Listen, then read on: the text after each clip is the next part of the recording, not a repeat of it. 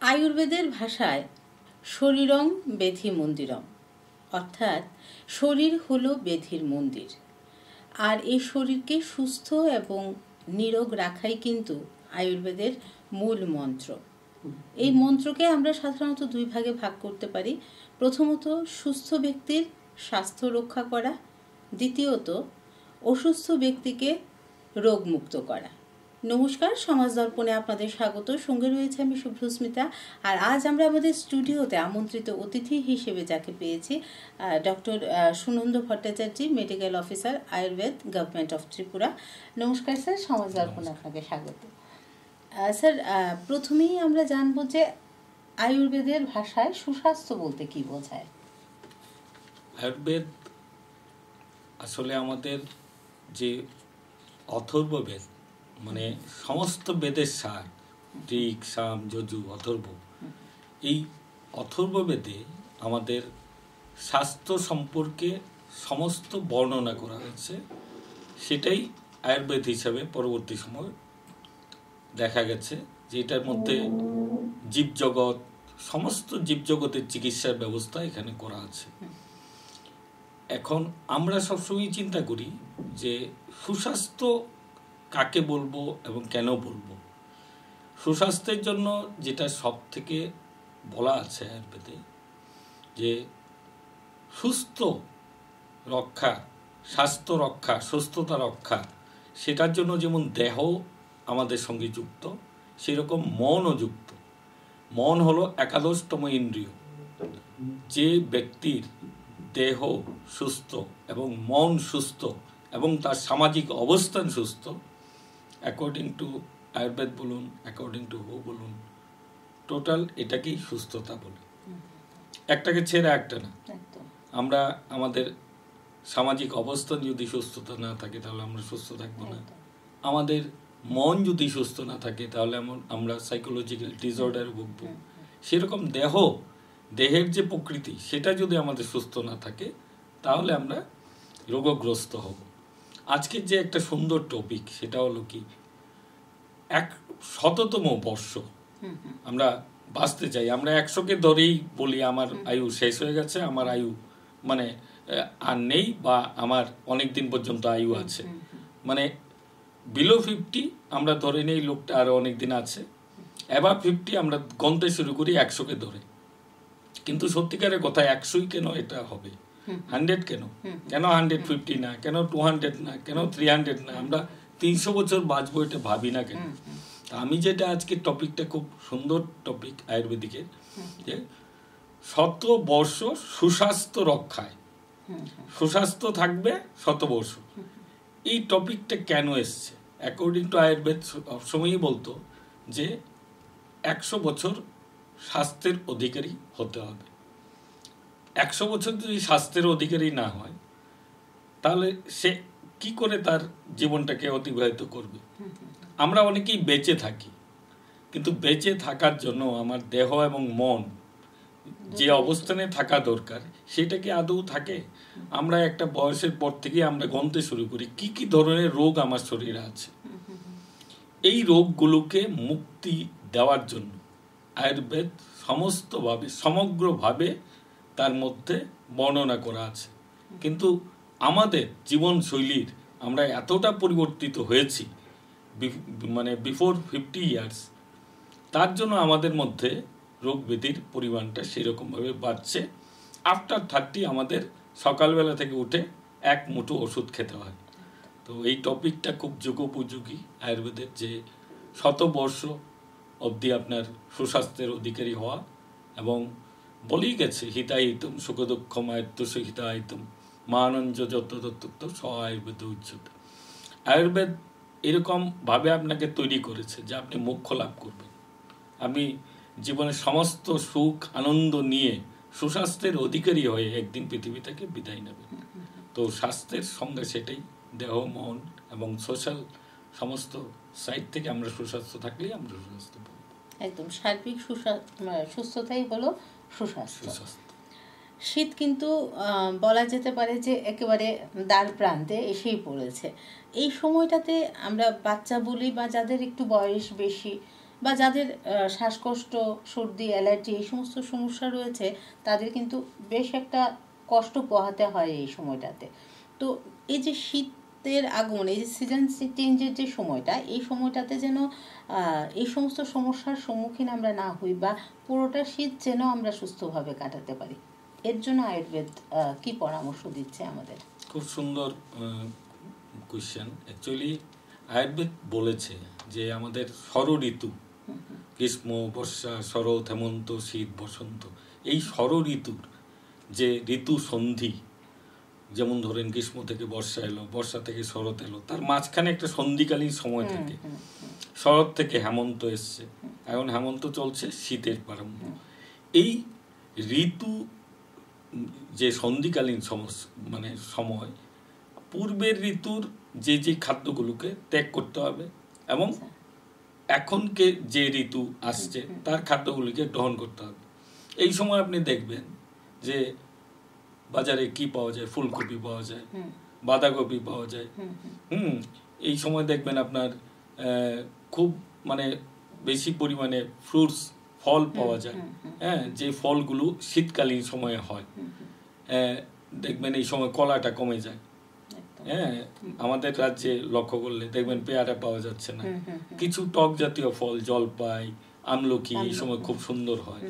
তার মানে কি, এই সময় এই ঋতুর যে ফলগুলো দিচ্ছে, এই সময় এগুলো আমাদেরকে খেতে হবে। তাহলে কি আমরা শীতের সময়, শীতের সঙ্গে আমরা যুদ্ধ করতে পারবো।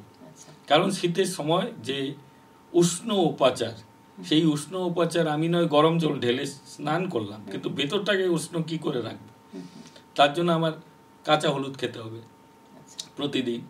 আগে হয়তো আপনি দেখে থাকবেন আমাদের দাদু ঠাকুরমারা প্রতিদিন গুড় দিয়ে কাঁচা হলুদ খেত, গুড় দিয়ে কাঁচা হলুদ খেত। কেন? তার বডিটাকে তখন বডির ভিতরে বাইরের হিটের সঙ্গে যাতে ব্যালেন্স করতে পারে, সেটাকে সে রক্ষা করত। তার সঙ্গে দেখবেন শীতকালীন যে সবজিগুলো আসছে, পালং শাক থেকে আরম্ভ করে সবগুলো আমার বডিকে উষ্ণ রাখে। সেই এবং উষ্ণ জল, সকালে উঠেই 1 গ্লাস উষ্ণ জল, এটা কিন্তু দারুণ ডিটক্সিফাইং, আমাদের বডির যে দোষগুলি সেটাকে আমাদের মুক্তি দেয়। এই সময় শীতকালীন অগ্নি বৃদ্ধি হয়, আমাদের পেটের মধ্যে এনজাইমের ফাংশন বেড়ে যায়। শীতকালীন সময় আমাদের একটু বেশি আহার করতে হয়, খেতে হবে একটু বেশি। তার জন্য শীতকালীন সময় কি খাওয়ায়? পিঠে। দেখবেন পৌষ মাসে পিঠে খাওয়ায়। একদম স্বাস্থ্য যেগুলো করেছে না, মানুষের ঘরে ঢুকিয়ে দিয়েছে। আমরা সেগুলোকে একটু উলট পালট করছি। পিঠে খাই আমরা মিষ্টির দোকান থেকে এনে, যেখানে পিঠের কোনো মানে সেই যে চালের গুঁড়ো করতো, চালের গুঁড়ো করে যে পিঠে, সেটা নেই। ময়দা আছে এবং চালের গুঁড়ো সেই রকম ভাবে হয় না, এখন মেশিনে গুঁড়া করা হয়। যার জন্য আমরা পিঠের কিন্তু হয়তো অনেক বেশি স্বাদ পাচ্ছি, কিন্তু পিঠের যে গুণটা, সেই গুণটা আমরা পাচ্ছি না। আমার গুণগত মান যাচাই করে আমাকে খেতে হবে, তাহলে শীতের ঋতুতে আমি কিন্তু আমাকে নিজেকে রক্ষা করতে পারবো। এই সময় আমার কফের প্রাদুর্ভাব হয়, অনেকেই সর্দি, কাশি, ঠান্ডা এগুলো লাগে। শুধু হলুদ, হলুদ খেলেই কিন্তু এই সর্দি, কাশি এগুলো। আমলকি, আমরা বলছি ভিটামিন সি প্রচুর আছে এটাতে। শুধু ভিটামিন সি না, আমলকির ভিতরে এরকম ভালো ভালো জিনিস আছে। হ্যাঁ, সররস এটার মধ্যে আছে, মধুর, অম্ল, লবণ, কটু, তিক্ত, কষা। এই 6 টাইপ অফ রস আমার বডির জন্য প্রয়োজনীয়, অত্যন্ত প্রয়োজনীয়, বিশেষত শীতকালীন সময়ে। এটা কিন্তু আমার অগ্নি চায়, এই সররস। তো এই সময় আমাকে আমলকি খেতে হবে। আমরা ফল খাই, আপেল খাই, আঙ্গুর খাই, বেদানা খাই, আমলকি খাই না। এত ভালো একটা ফ্রুটস, কিন্তু এটা আমরা খাই না। দামটাও কিন্তু ওই সবের তুলনায় অনেক কম, অনেক কম। আমরা ইদানিং কালে লেবু চলছে, লেবুটাকে প্র্যাকটিস করি, কিন্তু আমলকি যে লেবুর থেকেও অনেক গুণ ভালো, সেটাকেই আমরা প্র্যাকটিস করি না। আমি বলবো প্রতিটা ঘরে হলুদ থাকবে, আমলকি থাকবে, প্রতিটা ঘরে লং থাকবে, এলাচি থাকবে, দারচিনি থাকবে, যেগুলো একদম প্লেন আমাদের। এই সময় শীতের সময় পিপুল চিনিই না মানুষ।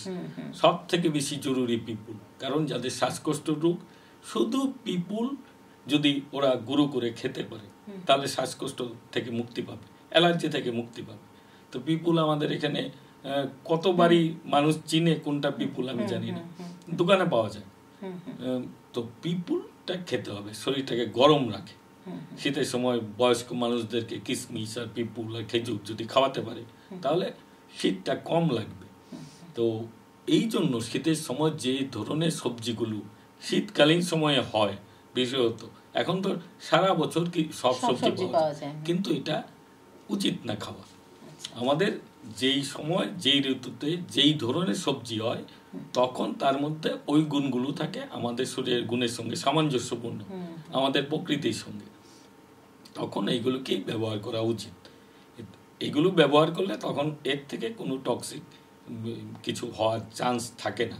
কিন্তু এটাকে যখন আমি ধরুন শীতকালীন সবজি যখন গরম সময় খাবো তখন আমার এটা সমস্যা তৈরি হবে। তো আমি বলবো শীত এসছে, সবাইকে গরম জল স্নান করা, গরম জল খাওয়া, এবং তার সঙ্গে শীতের যে মৌসুমি ফলগুলো, আমলকি তো খেতেই হবে, এটাকে আমি প্রথম 1 নম্বরে দিচ্ছি, হলুদকে 2 নম্বর দিচ্ছি।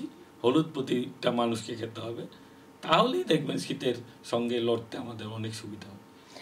এই প্রসঙ্গক্রমে আমি একটা কথা জিজ্ঞেস করছি যে আমরা অনেক সময় শুনে থাকি যেমন হলুদ, সকালবেলা আমি হলুদ খাবো গুড় দিয়ে, কিন্তু এটা আমি কন্টিনিউ খাবো না, 1 মাস 1.5 মাস খাওয়ার পর একটা গ্যাপ দেবো, কয়েকদিন গ্যাপ দেবো, দিয়ে তারপর আবার খাবো, মানে এটা কি আমাদের করা উচিত? এটা অ্যাকচুয়ালি কি ম্যান টু ম্যান ভেরি করে। আজকাল আমরা এরকম অবস্থায় পৌঁছে গেছি বয়স অনুযায়ী, বাচ্চা থেকে যদি খায় সে লং টাইম খেতে পারে। আচ্ছা, বাচ্চারা প্রতিদিন হলুদ খাওয়া উচিত। দেখুন প্রতিটা রান্নার মধ্যে আমাদের হলুদ দেয়, তা আমরা প্রতিদিন হলুদ নেওয়ারই কথা। প্র্যাকটিক্যালি আমাদের রান্নার মধ্যে যে হলুদ দেয় ওইটার মধ্যে হলুদ থাকে না, কার্কুমিন থাকে না। এখন স্ট্যান্ডার্ড কার্কুমিন বেরোচ্ছে, ক্যান্সারের পেশেন্টদেরকে কার্কুমিন খাওয়াচ্ছে। তো মানে নতুন নতুন সৃষ্টি, আগের সৃষ্টিগুলোকে নতুনভাবে আমরা পাচ্ছি, কিন্তু প্র্যাকটিক্যালি প্রতিদিন যদি আমি হলুদ খাই তার কোনো পার্শ্ব প্রতিক্রিয়া নেই। তার জন্য প্রতিদিন হলুদ খাওয়া উচিত, তার জন্য কিন্তু রান্নার মধ্যে হলুদটা এসছে। এখন এটা চলে গেছে কালারে, কিন্তু আমরা জানি না আমি কি খাচ্ছি, কেন খাচ্ছি। গুণ না জানলে যা হয়, যে হলুদটা কি প্রয়োজন, না দিলে কি হতো, দিলে কি হয়। হলুদ দিলে যেরকম ভাইরাস ব্যাকটেরিয়া সেগুলো যেরকম মরে, তরকারি থেকে আরম্ভ করে সমস্ত কিছু হলুদ দেওয়া। দ্বিতীয়ত আমার ভেতরে যখন যখন যেই পার্টসে যাবে খাদ্যগুলো হলুদের সঙ্গে মিশ্রণ হয়ে, হলুদ কি করবে, এনজাইমের ফাংশনটাকে ভালো রাখবে, স্টোমাকটাকে ভালো রাখবে, ডিউডেনামকে ভালো রাখবে, গলব্লাডারটাকে ভালো রাখবে। আর এই হলুদটা যদি হলুদ না হয় সবটাকে নষ্ট করবে। প্রতিদিন হলুদ খাওয়া উচিত, নো গ্যাপ, কোনো গ্যাপের প্রয়োজনীয়তা নেই। আর হলুদ এরকম, এটা আপনি গরমও খেতে পারেন, শীতেও খেতে পারেন। শীতে খেলে এটা বডিটাকে শীতের সঙ্গে ভারসাম্য বজায় রাখবে, আর গরমে যদি খান গরমের সঙ্গে লড়তে সাহায্য করবে। আর এটার আরেকটা খুব ভালো দিক হলো আমাদের পেটে এই যে আমরা অনেক ধরনের ওষুধ খাই, সকালবেলা উঠেই গ্যাস হয় না এমন কারণ নেই। আমি বলছি যাদের এরকম মানে অভিজ্ঞতা নেই, 6 মাস 1 দিন 2 দিন খেলে হবে না, 1 দিন 2 দিন এটা ওই ধরেন তথাকথিত গ্যাসের ওষুধের মতো কাজ করবে না। লং কন্টিনিউ করো, দেখা যাক, দেখবেন যে পেটের যে সমস্যাগুলো একদমই নেই। এটা একটা অবাক করার মতো বিষয়। আমাদের শতাংশ হিসাব করলে দেখুন কত শতাংশ হাসপাতালে যায়, কত শতাংশ চিকিৎসার আওতাধীন আছে। বেশিরভাগ লোক তো এইগুলো করেই বেঁচে আছে, গ্রামের মধ্যে মানুষ এখনো এগুলো করেই বেঁচে আছে, নিজের ঘরে হলুদ তৈরি করে। আপনি আগরতলা থেকে একটু 10-15 কিলোমিটার ভেতরের দিকে ঢুকুন, আমি অনেককে জিজ্ঞেস করি, বলছে আমার বাড়িতে হলুদ হয়, আমি হলুদটাকে শুকাই, আমি হলুদের গুঁড়া করি, বাড়ির হলুদ আমি ইউজ করি। আমি তাই বলে এত ভালো থাকে, 70-75 বছর কোনো দিন কোনো মেডিসিন লাগেনি। এরকম মানুষ আসে আমাদের কাছে, বলে কেন এসছে আপনার কাছে, ওনার কাউকে নিয়ে এসছে। তখন আমি জিজ্ঞেস করলাম আপনার ওষুধ লাগে না? না লাগে না। এই তখন হিস্ট্রি নিতে নিতে দেখা যায় সমস্ত মশলাগুলো বাড়িতে তৈরি করে। আমরাও কি খাচ্ছি, কেন খাচ্ছি, কার কথায় খাচ্ছি, এটা আমাদেরকে বিচার করতে হবে। শরীর ভালো করার জন্য খাচ্ছি, তো শরীরটা যদি ভালো রাখতে হয় খাওয়াটাও আমার নিজের মতো করে খেতে হবে, বুঝে খেতে হবে। এই খাদ্যটা আমার জন্য, আমার শরীরের মন্দিরের জন্য। এই মন্দিরে আমি কোন কোম্পানির সিমেন্টটা দেব, কোন কোম্পানি বালি এনে দেব, কোন ইটটা দেব। কারণ আমার বাড়ির যখন তৈরি করি তখন যখন ইটটা ভালো দিই, সিমেন্ট ভালো দিই, বালি ভালো দিই, আর আমার ভিতরের মন্দিরটাকে যখন দিই তখন দিচ্ছি সবই আজিবাজি, তাহলে মন্দিরটা ঠিক থাকবে না। এ তো গেল শীতকালের কথা। আপনি যে বললেন এই যে সন্ধিক্ষণ, হ্যাঁ, আমরা কিন্তু ছোটি ঋতুতেই এই সন্ধিক্ষণের মধ্যে পড়ি। তো প্রতিটা ঋতুর ক্ষেত্রেই কি আমাদের কি করা উচিত? ঋতু সন্ধিকালীন খাদ্যের একটা তালিকা আমাদের তৈরি করতে হবে, যে আগের ঋতু থেকে আমরা খাদ্যটা কমাবো, পরের ঋতু খাদ্যগুলোকে আমরা গ্রহণ করতে শুরু করবো। এখনই দেখেন বসন্ত ঋতুতে কোন ফল খাবো, আস্তে আস্তে ফলটা কিন্তু আসছে।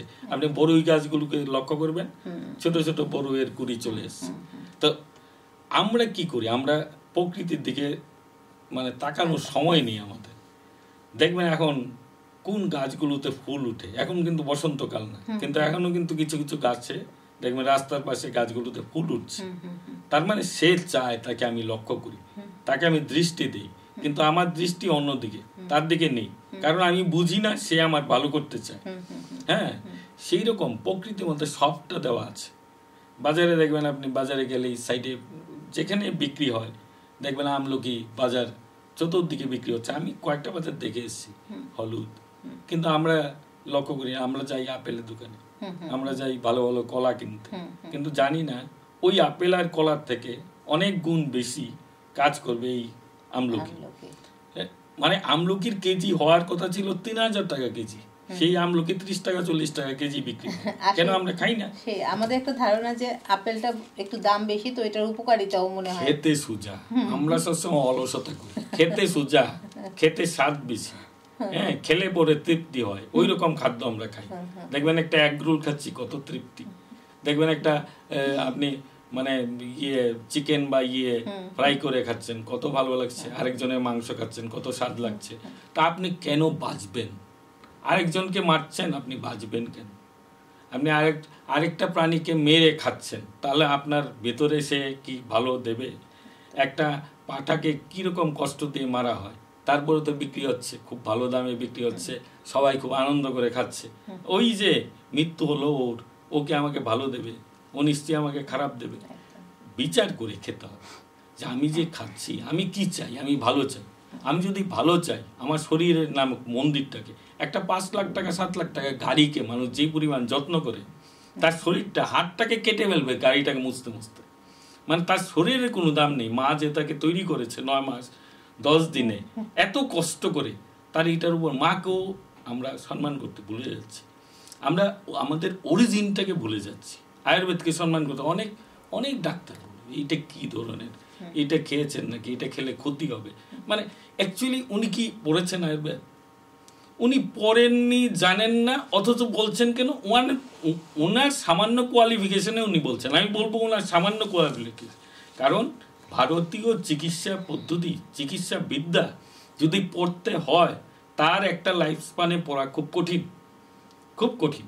কারণ আমরা তো দেখতে পাচ্ছি যে কোন ওষুধটা কিরকম কাজ করছে, মানুষের বডিতে কিরকম কাজ করছে, কেন মানুষের ভিতরে কাজ করছে না।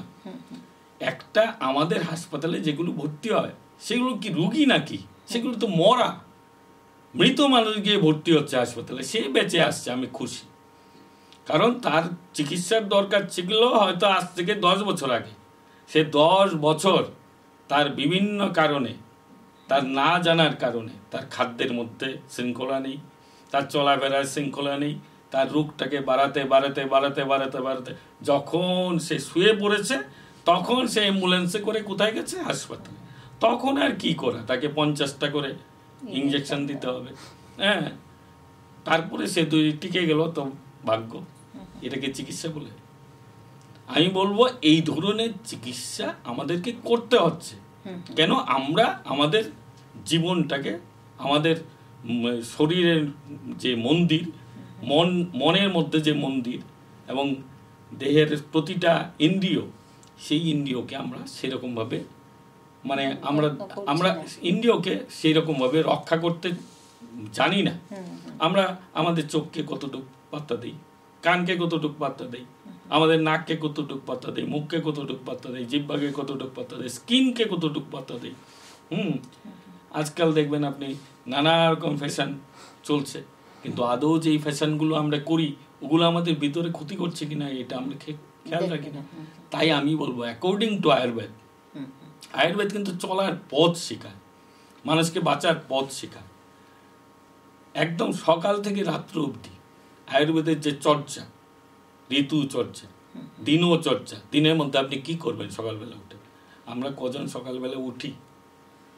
বলেছে ব্রাহ্ম মুহূর্তে উঠতে হবে, আমরা তো উঠতেই পারি না ব্রাহ্ম মুহূর্তে। আমরা এখন ব্রাহ্ম মুহূর্তে বোধহয় ঘুমোতে যাই, ব্রাহ্ম মুহূর্তে ঘুমোতে যাচ্ছি। তাহলে তো আমার এখানেই তো পরিবর্তন চলে এসছে যে আমরা কি চাইছি। আমরা কি 100 years হেলদি লাইফ চাই, না 60 years প্রচুর আর্ন মানি চাই? টাকা রোজগার করলাম কিসের জন্য? টাকাটা কে ইউজ করবে? এটা আগে আমাদেরকে বুঝতে হবে যে আমি টাকা রোজগার করাটা বেশি গুরুত্বপূর্ণ মনে করছি, না আমার দেহটাকে অনেক দিন পর্যন্ত কন্টিনিউ করাটা বেশি গুরুত্বপূর্ণ মনে করছি। তাহলে প্রতিটা খাদ্য, প্রতিটা কাজ, ভালো কাজের কথার থেকে মন্দ কাজের কথা বেশি করে আসে। তাহলে মন ভালো থাকবে? মন তখনই ভালো থাকে, দেখবেন আপনার সঙ্গে যদি আমি ভালো কথা বলি, ভালো কাজ করি, আপনাকে একটু সাহায্য করতে পারলে দেখবেন আমার মন খুব ভালো হয়। কিন্তু আমার মন, আমি প্রতিনিয়ত মনের সঙ্গে সংঘর্ষ করে আমার কাজটাকে এরকম করলাম, তাহলে আমার মনে রোগ হবে। সাইকোলজিক্যাল ডিসঅর্ডার কেন হচ্ছে? বাচ্চাদেরকে আমরা আটকে রাখছি, বাচ্চাদেরকে আমরা বুদ্ধি করে আমরা প্রেসারাইজ করছি, তাদের পড়াশোনার দিকে আমরা এরকমভাবে মানে তার উপর অ্যাপ্লিকেশন করছি, সে অসুস্থতা বোধ করছে, আমরা বুঝতে পারছি না। অসুস্থ হলে তাকে এরকম ওষুধ দিচ্ছি যে সে আজ থেকে 20 বছর পরে ওই ওষুধের জন্য তার রিঅ্যাকশন হবে।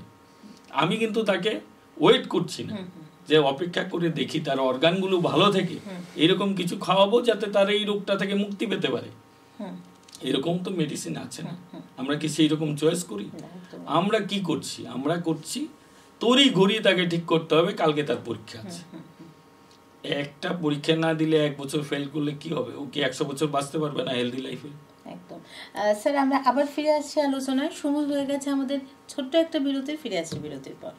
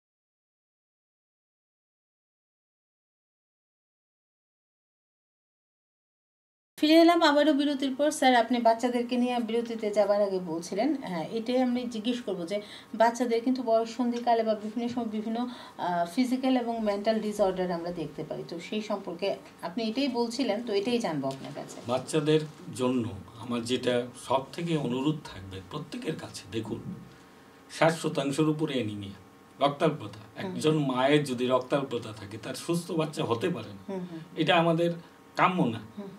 মায়ের গর্ভে যখন সে থাকে তখন থেকেই তার পরিচর্যা শুরু হয়, কারণ একটা বাচ্চাকে সুস্থ করতে গেলে মাকে সুস্থ রাখতে হবে।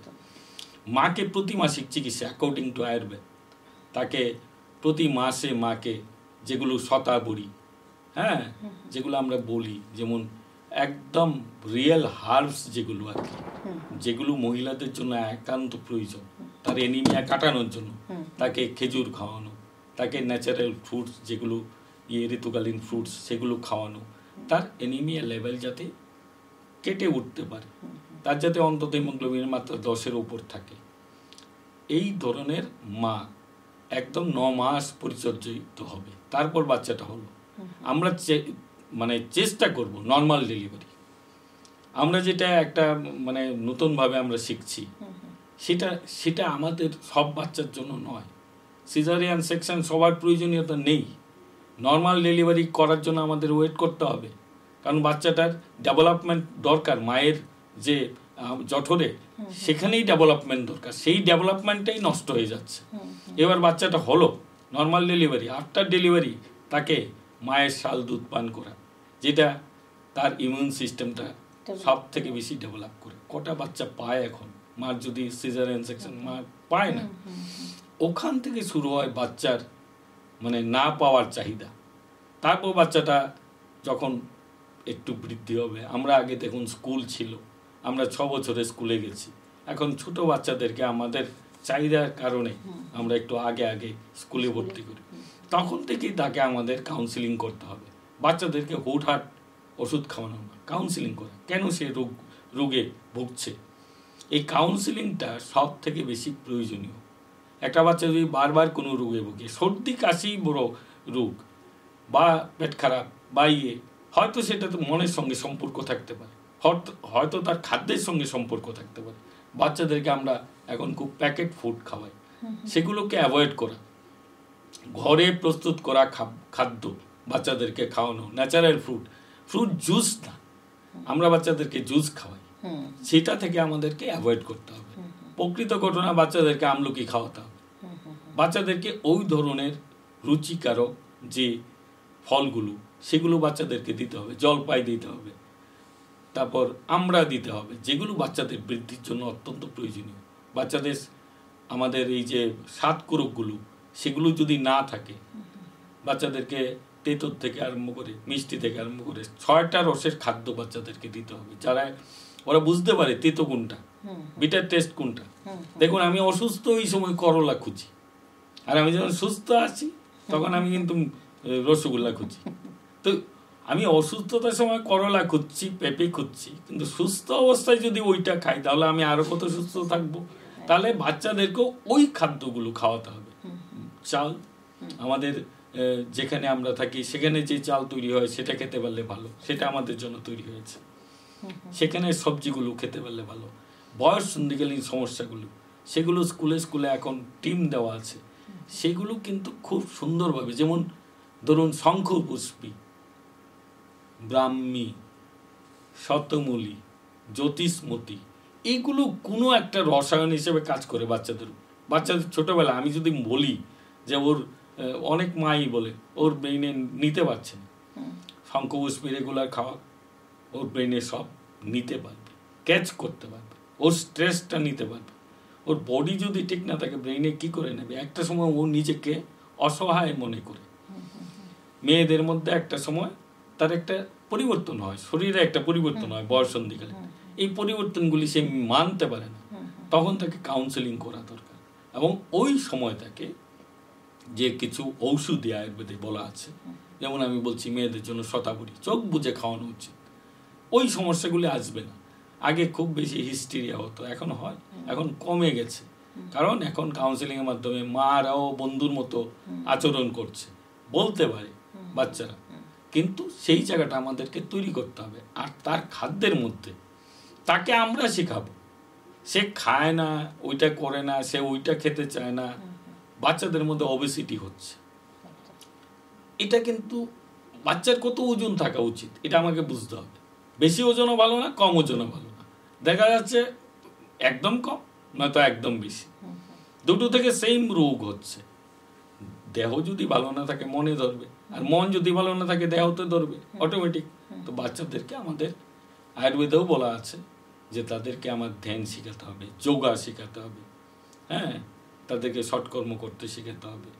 এটা একটা পুরো জীবনশৈলীটাকে চেঞ্জ করে, তাহলে দেখবেন ওই বাচ্চাটার মধ্যে কতটুকু ক্যাপাসিটি আছে। বিবেকানন্দ, স্বামী বিবেকানন্দ ধ্যান করতো, কতটুকু ক্যাপাসিটি চিন্তা করেন। একটা বইয়ের পাতা উল্টালেই বলতে পারতো বইয়ের ভিতরে কি আছে। ওই ধরনের ক্ষমতা সম্পূর্ণ আমরা মানুষ। 100 বছর এমনিতেই চলে যায় মানুষের, কেন তো যাবে না? একটা মানুষ কেন 150 বছর বাঁচবে না? আমাদেরকে নিজেদেরকে ভাবতে হবে। আমি যদি 30 বছর থেকেই কেমিক্যাল মেডিসিন ইউজ করতে শুরু করি, ওইটা কি আমার অর্গানগুলোকে ভালো রাখবে? আমি যত কথাই বলি আমি সুগারের কেমিক্যাল মেডিসিন খাচ্ছি, আমি লিভারের জন্য কেমিক্যাল মেডিসিন খাচ্ছি, ওটা আমার লিভারকে ভালো রাখতে পারে? যারা ডাক্তার তারাই বলতে পারবে কি করে এটা ভালো রাখবে। ভালো রাখার কথা না তো। আপনি যদি একসঙ্গে 2-3টা করে আপনি অ্যান্টিবায়োটিক্স খাচ্ছেন, তাহলে আপনি আপনার শরীরকে আপনি নিজেই ধ্বংস করছেন। কেন সেটা নর্মালি ন্যাচারালি ভালো হবে না? ন্যাচারালি ভালো না হওয়ার মতো এরকম কি ব্যাকটেরিয়া আপনার মধ্যে ঢুকে গেছে?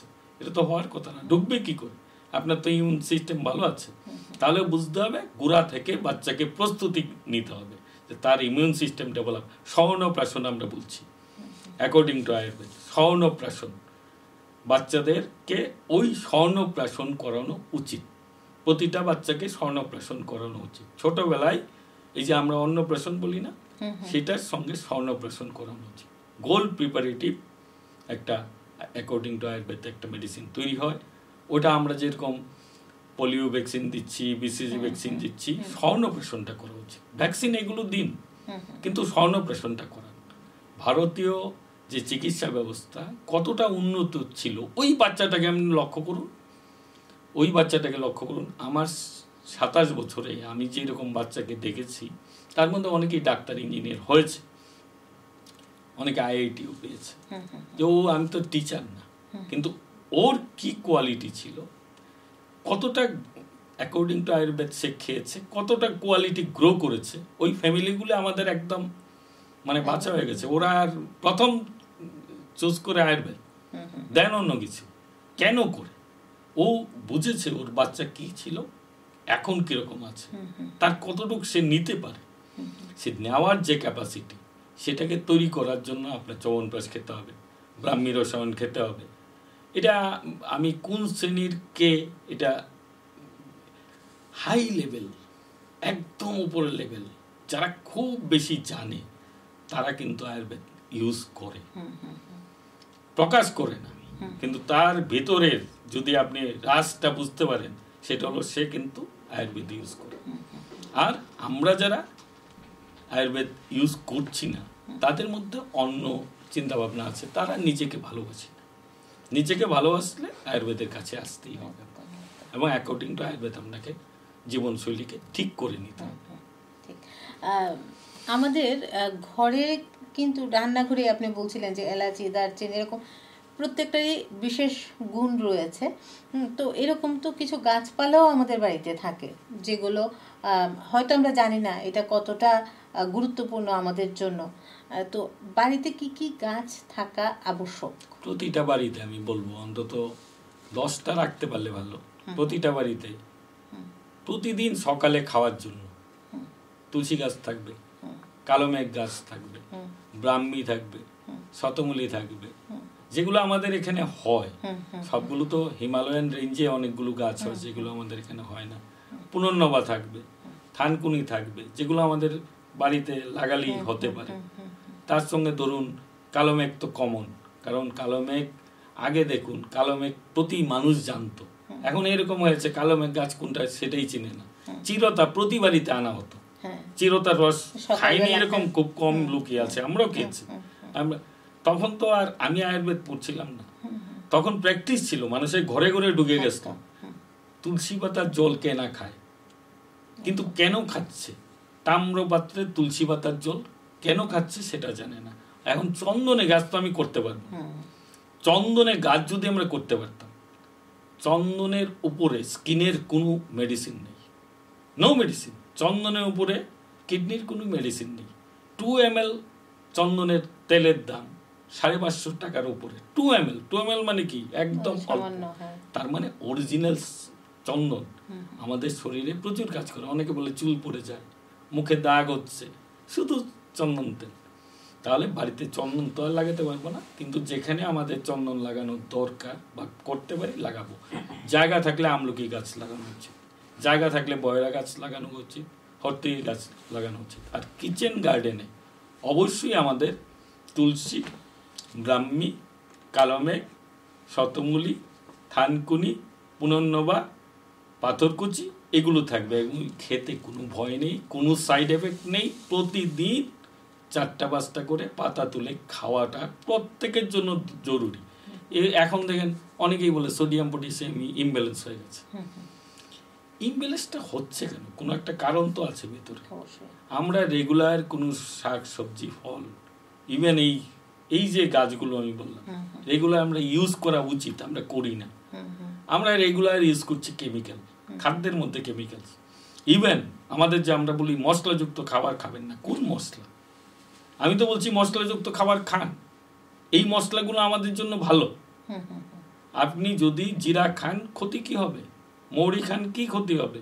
আপনি কোন মশলা খাবেন না? কেমিক্যাল মশলা। এখন দেখবেন আপনি বিভিন্ন প্যাকেট করা মশলা পাওয়া যায়, সেগুলো বিভিন্ন নাম দেওয়া হয়, অ্যাকচুয়ালি এগুলো কেমিক্যাল দেওয়া। এগুলো দেখবেন গন্ধ খুব সুন্দর, রুচিকারক, বাট এগুলোর ভিতরে কেমিক্যাল দেওয়া, এস্টার দেওয়া। এগুলো খাওয়া উচিত। আমি প্রত্যেকটা বাড়িতে বলবো যে প্রতি বাড়িতে বাড়ির শুদ্ধতা বজায় রাখার জন্য অন্তত 5টা গাছ থাকা উচিত। আমরা কিন্তু সময়ের একেবারে শেষ প্রান্তে খুব ছোট্ট করে জানবো যে আয়ুর্বেদিক ওষুধের কোনো সাইড এফেক্ট আছে কিনা। খুব ভালো কোয়েশ্চেন।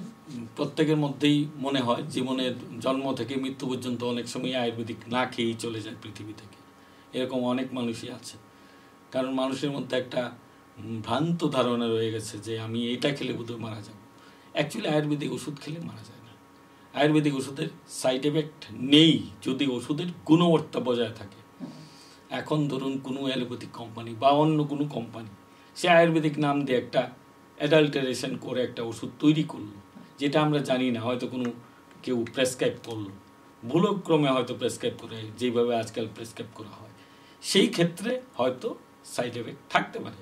কিন্তু আমি আয়ুর্বেদিক ওষুধের উপর থেকেও অনেক কিছু বলছি যে ওষুধের তো কোনো সাইড এফেক্ট নেই, কারণ ক্লাসিক্যাল মেডিসিন চিরন্তন সত্য, এগুলো আমাদের শাস্ত্রীয় মেডিসিন, সেখানে কোনো সাইড এফেক্ট হবে না।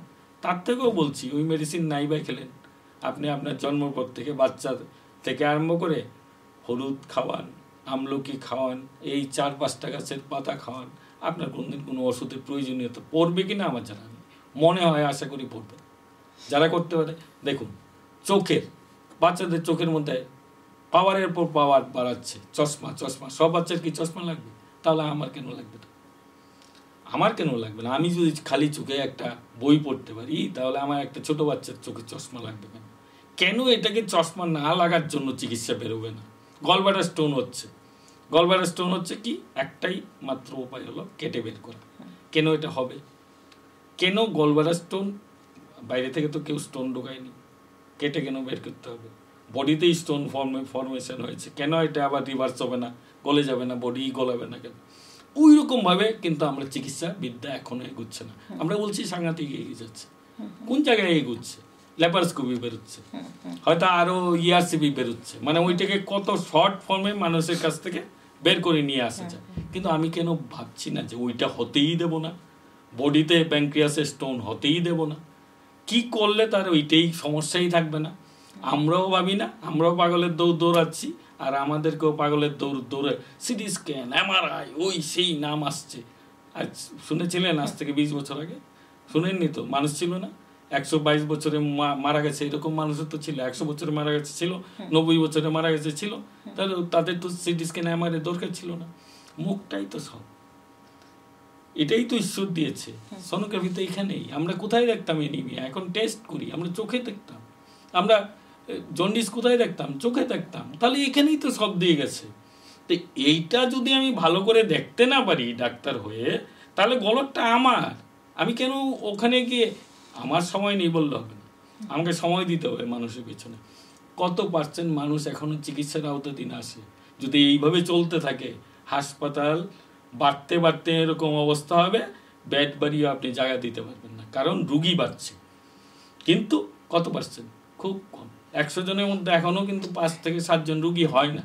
তো আমরা চাইছি আয়ুর্বেদকে যত বেশি করে মানুষ গ্রহণ করবে, কোনো সাইড এফেক্ট নেই, কোনো পার্শ্ব প্রতিক্রিয়া নেই, তত মানুষের শরীর স্বাস্থ্য ভালো থাকবে, 100 বছর ভালো থাকবে।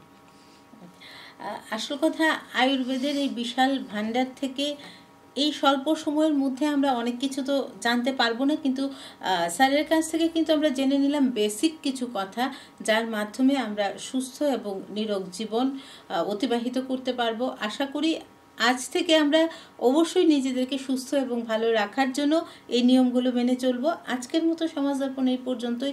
নানা রঙের অনুষ্ঠানের জন্য চোখ রাখবেন বিটিভি ত্রিপুরার পর্দায়। নমস্কার।